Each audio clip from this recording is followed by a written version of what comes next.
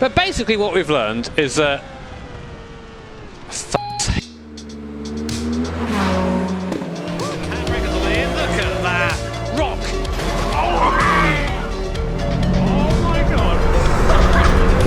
Hey guys, Jimmy here, and welcome back to another video. So F1 testing has been going on, as you can tell by pretty much every social media outlet, and it's the first time that we've got to see these cars in action with all sorts of really interesting aero innovations. Ferrari with their absolutely fantastic water collector in case the drivers get thirsty, and we've also seen something called porpoising, but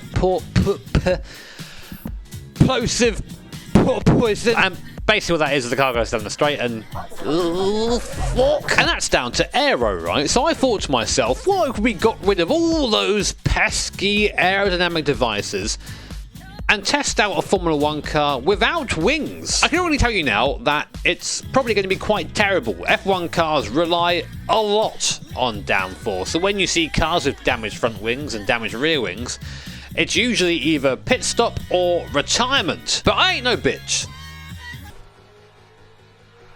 What the fuck? So we're going to go into BeamNG, experiment a bit, and see what it's like to drive an F1 car with no rear or front wings.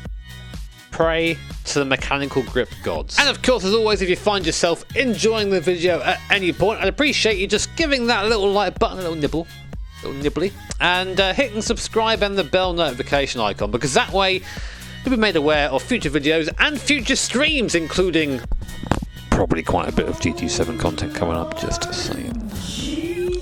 So we are back in my favourite meme, that is BeamNG Drive. Basically a sandbox for anything you really want to do. Want to get a car and smash it into a wall at 200 miles an hour?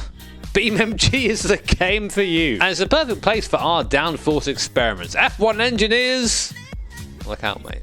New guy in town. So we're actually going to use the one circuit you can't feckin' see right now because my massive melon dome is covering it up, which is the Hirochi Raceway. I go there quite a lot actually in my streams as a sort of baseline test track. So we'll get our F1 car, we'll do a lap with normal wings, get ourselves a baseline, and find out how much taking wings off the car fucks shit up. That's not an F1 car, I hear you say. Yeah, you're right, it's not. So let's fuck it off. Wait, I didn't even go. Come on, better than that. You can do better than that. Yeet. Oh! But this is, well, kind of a 2017 F1 car mod type thing. I found it on the mod repository, which sounds like something you put in your bum. And whilst it isn't a modern F1 car, the aero is fairly similar. Well, this year it's not, I suppose, but it doesn't matter for this experiment, it'll be just fine. Turn this thing around. Come on. Yo! The world's first automatic F1 car. Actually, no, I think they used to have auto upshift in some.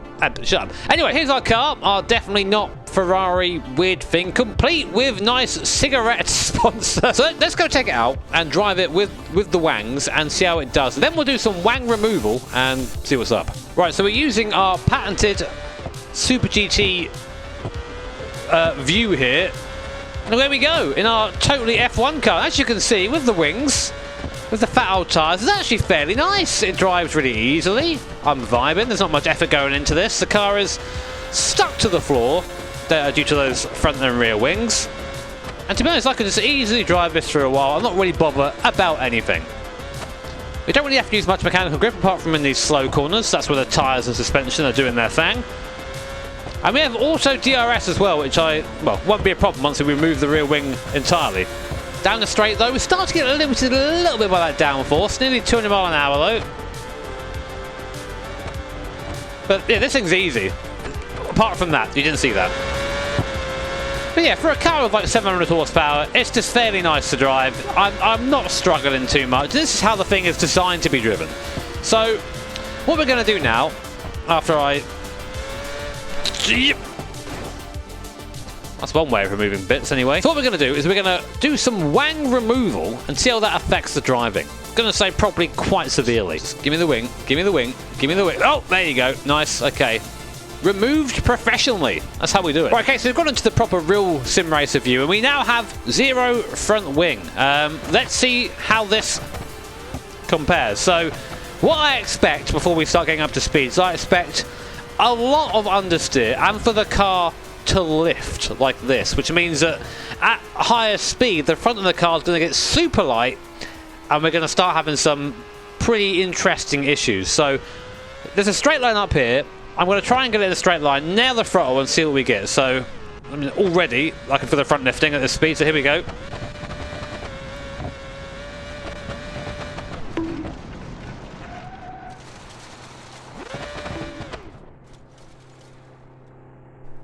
Yeah. But as you can see, taking off that front wing has basically made this thing almost undrivable. To be fair, I thought it would be a little bit easier than this, but I think what's happening is that this thing has so much rear downforce and so much downforce generated by the floor as well and the diffuser that the car is basically just going wah! And just there's no grip on the front at all. It's all over the rear. But I am surprised I'm able to slide the car so easy in the corner. I would have thought I'd have a lot more understeer. It seems to just want to, yeah, go round. To be fair though, of course, this is BeamMG. The aero model isn't maybe the most sophisticated, but let's go back to the pit lane now and switch that around. We're going to very carefully remove the rear wing and see how that affects driving. So rear wing, where are you? There you go. Let me just... Well, I got rid of some of it. Let's get rid of the rest of it. Do I want this little sharp fin on top? Is the sharp fin removable? Oh, yes it is. So now we have pretty much no rear aero. Man, modifying F1 cars is easy. So this time I expect what happened with the first time, with this thing to be super nervous at the rear end. These cars produce a lot of downforce through the rear spoiler, and even with these big fat old tyres in the back of it, I don't really foresee that being enough to keep this thing going in a straight line. But only one way to find out. I expect us to have a very slidey time really going some of the corners, but we'll see. For some reason right now, we're still able to carry quite a bit of speed through these corners without what I would expect to be an insta-spin. So there you go. We are pretty fucking quick in a straight line though, so easy through there. See, if I'm about under 120 mile an hour, the thing seems to handle, I think, oddly well. I think I'd put it that way. Maybe the aero model in BeamMG isn't quite accurate, but... Oh, Jesus. Yep, okay. So let's see if we can take it through this fast section. Still going. Speed! Speed!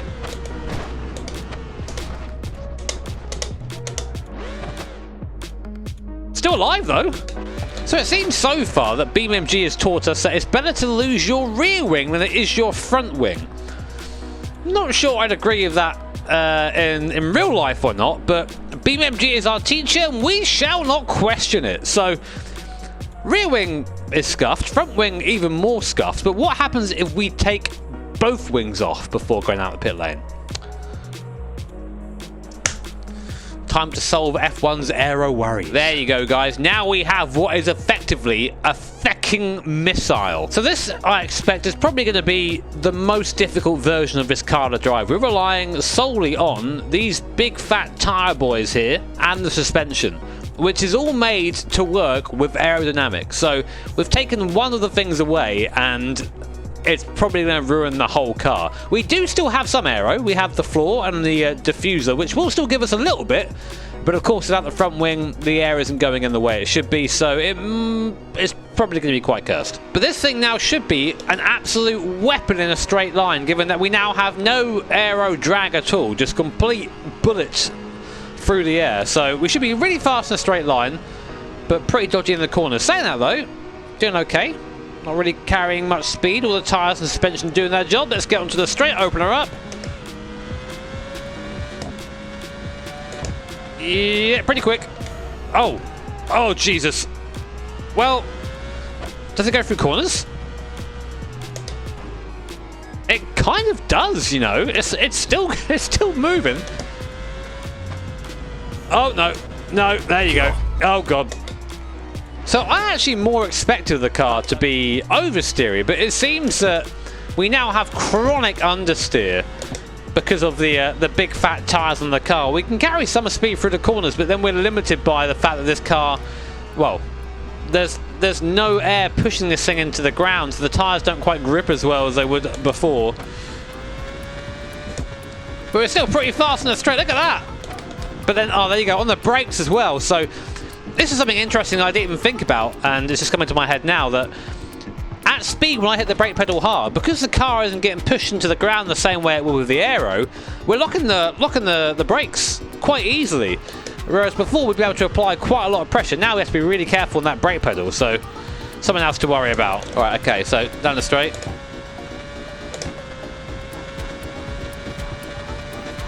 Just 20 mile an hour. Yeah, there's nothing. There's zero chance of turning in there. I just slapped my bunda on that wall. Car's fine though. Basically what we've learned is that this car needs aero. F1 cars are made pretty much entirely around aero. So you take away one little bit, the balance of everything is just completely thrown out, and you get met with a car, well, you get met with some shithouse right here. But I want to put on record, I have solved the aero issue of porpoising. I've solved the issue. So F1 aero teams, Red Bull, Mercedes, McLaren, get on the phone to me. I know what I'm talking about. I've solved it all. Just don't try and take any corners afterwards. Great. But guys, that was me attempting to drive an F1 car with no front or rear wings. I can talk just fine. And yeah, pretty much as expected really. As soon as you start taking off key aerodynamic elements of these cars, they become pretty shit. Pretty awful. But it's always interesting to sort of, I guess, go back to basics a bit and test these things out and just get an idea yourself of how it works. So I did actually expect taking the front wing off to have more of an effect in terms of there being understeer, but it was interesting how that sort of was the other way around in BeamMG. I will say now that I do think maybe the aero model in BeamMG isn't quite the best. Put that out there. But it is still fun to try these things out and, you know, see what happens. That's what sim racing is all about. If you enjoyed the video, feel free to tap that like button and subscribe as well. And I've got to say a massive thank you, as always, a genuine thank you to my Patreons and to channel members and sponsors for supporting this channel and letting me make content like this. Take care, have an awesome day. Ta-ra!